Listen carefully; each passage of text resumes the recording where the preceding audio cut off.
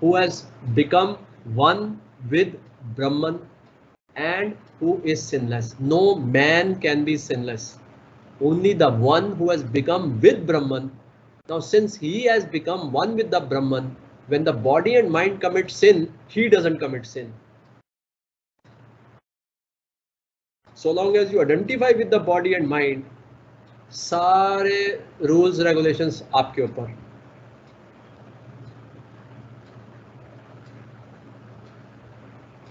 जैसे है ना, आपने मकान ले रखा है, चाहे किराए पे ले रखा है, अब सारा कुछ आपके ऊपर आएगा. बिजली का बिल, पानी का बिल, म्यूनिसिपैलिटी के चार्जेस सब आपको देने पड़ेंगे.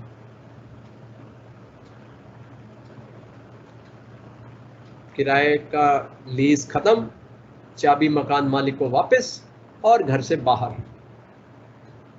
अब पानी का बिल भी आएगा, बिजली का बिल भी आएगा. It doesn't apply you on you because you have left, you have vacated the house.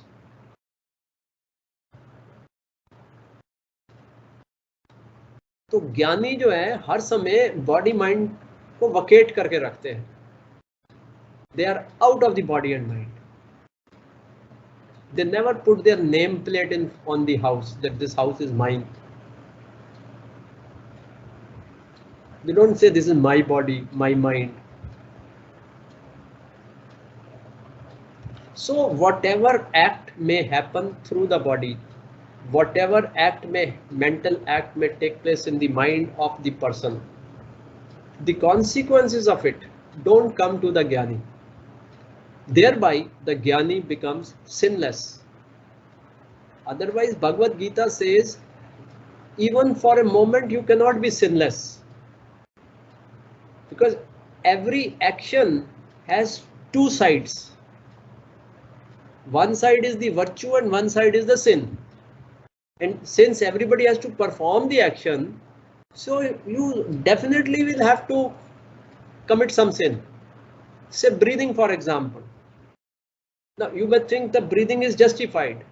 All right, you breathe, take a deep breath.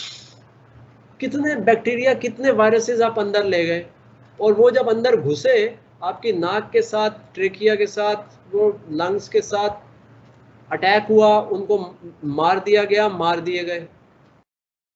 वो कहते हैं हम यहाँ थे, आपने सांस लिया, इसकी वजह से हम खिंच के सक होके अंदर चले गए, तो you are responsible.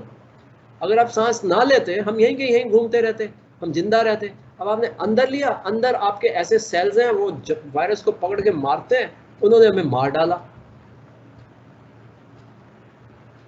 So breathing is an act of sin because it kills viruses and bacteria, innocent viruses and bacteria. Eating is a greater sin.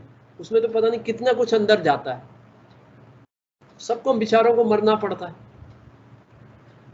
अब आजकल तो ये जो लोग होते हैं ना, नेचुरोपैथी वाले जो लोग होते हैं, हम तो रॉ चीजें खाएंगे, हम तो अनकुक्ड खाएंगे. Cucumber, tomato, so many things, beetroot, direct. It is full of bacteria. सारे बैक्टीरिया अंदर.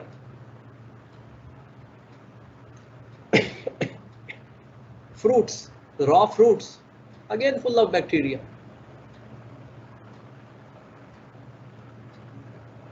अब क्या करोगे आप? सांस नहीं लोगे, खाना नहीं खाओगे. So sin is inevitable.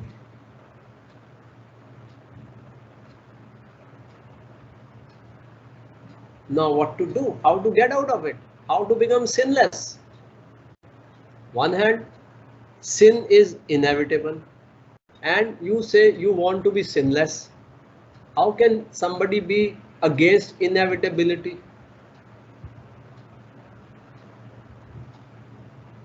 So the only way is disidentify with the body.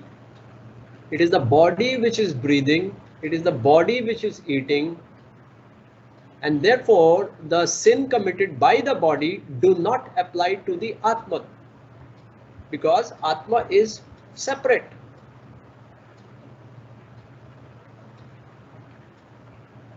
That's the understanding.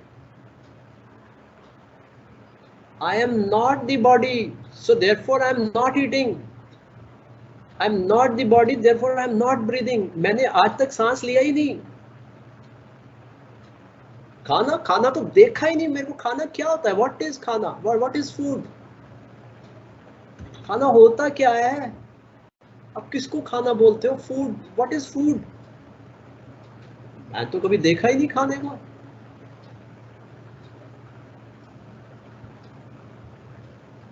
वो कहता मैं आपको वीडियो दिखाता हूँ, आप खा रहे हैं. ये तो बॉडी का वीडियो है. ये बॉडी मेरी थोड़ी है. रोज 25 मिनट आप प्राणायाम करते हो, वो बॉडी करती है, मैं नहीं करता.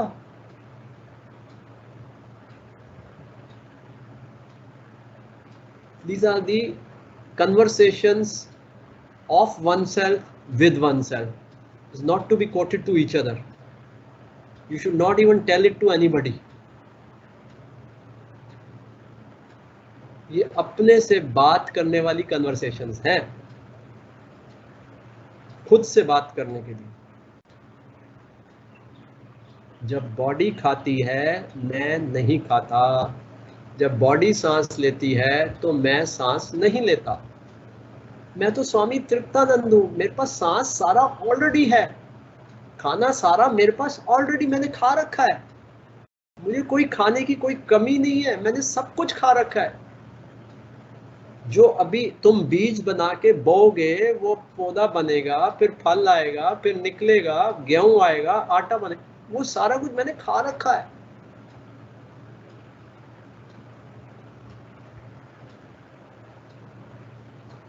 ये 50-100 साल के लिए एक बॉडी घूम रही है. इस बॉडी को देख लो, इसने कुछ ना खाया तो उसको खिला दो. इसके अंदर कुछ टेस्ट वेस्ट है, इसके कुछ प्रेफरेंसेस हैं, इसके कुछ लाइक्स वाइक्स हैं. देख लो इसकी लाइक वाइक को, अगर आप सेटिस्फाई कर सकते हो तो इसको उसकी पसंद का खाना खिला दो. मेरा इससे कोई लेना देना नहीं है. इससे मेरा कोई लेना देना नहीं है.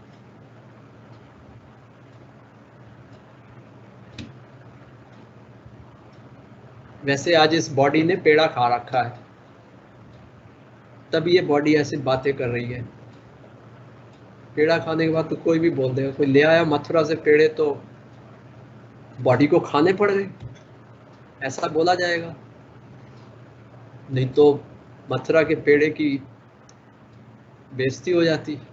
कोई प्यार से, मथुरा क्या बरसाना से पेड़े आए, बोलेगा राधे राधे, ऐसे ही बोला तो एकदम पेड़ा अंदर.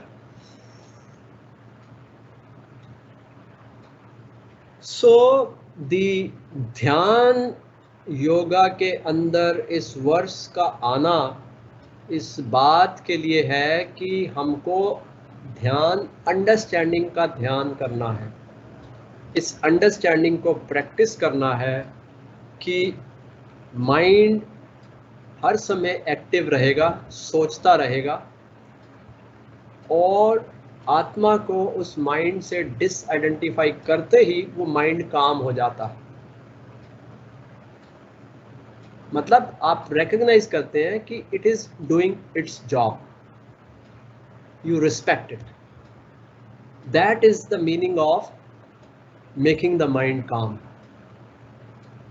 मेरा माइंड से कोई लेना देना नहीं है, और ये माइंड ठीक है, भगवान का बनाया हुआ है, इसकी मैन्युफैक्चर जो है भगवान की बनाई हुई है, और इसका काम है थॉट को थिंक करना, और ये थॉट्स को थिंक कर रहा है. So it is doing its job. Desire इसके अंदर आती है हर थॉट के साथ. डिजायर अपना काम कर रही है, उसमें भी कोई मैन्युफैक्चरिंग डिफेक्ट नहीं है. Desire is behaving like a Dzire. मुझे नजर आ रहा है, I can see that desire is coming.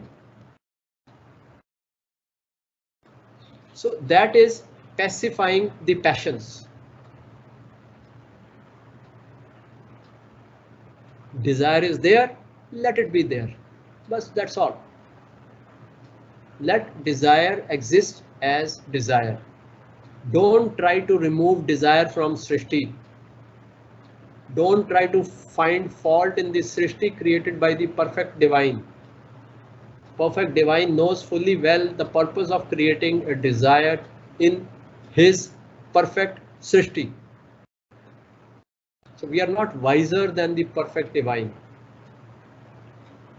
that we may think of creating a Srishti without desire. When God has created a Srishti with desire, we are thinking of conceiving of creating a Srishti without desire. Don't do that. And you are one with Brahman. Being an Atman, you are one with Brahman.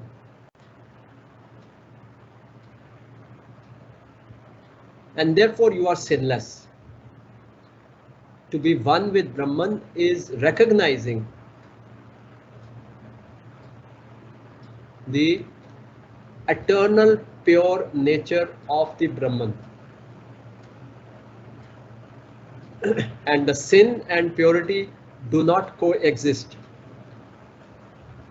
Being one with the Brahman is like becoming eternally pure, and recognizing that one is eternally pure, the possibility of sin coming ever does not exist. So one is sinless. As Atman, the Atman which is one with Brahman, one is sinless. Sin की possibility नहीं है.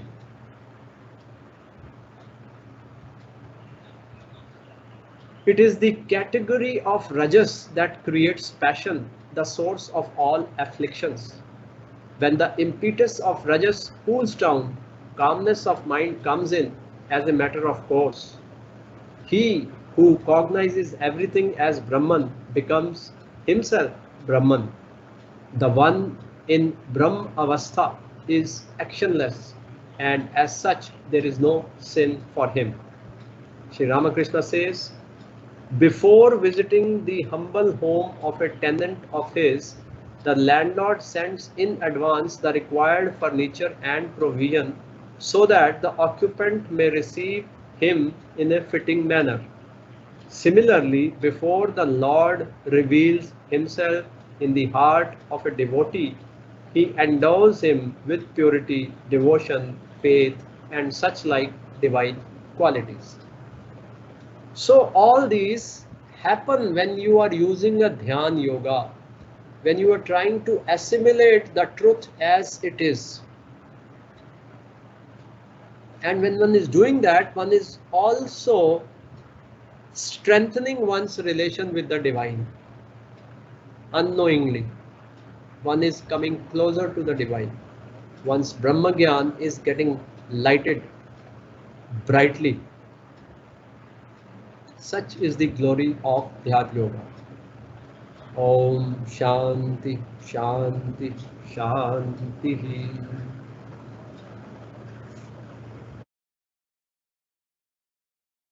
दान कर हरि पद प्रेम दान कर अपनों कर दीजे ओम जय भगवत गीते ओम जय भगवत गीते ओम जय भगवत गीते.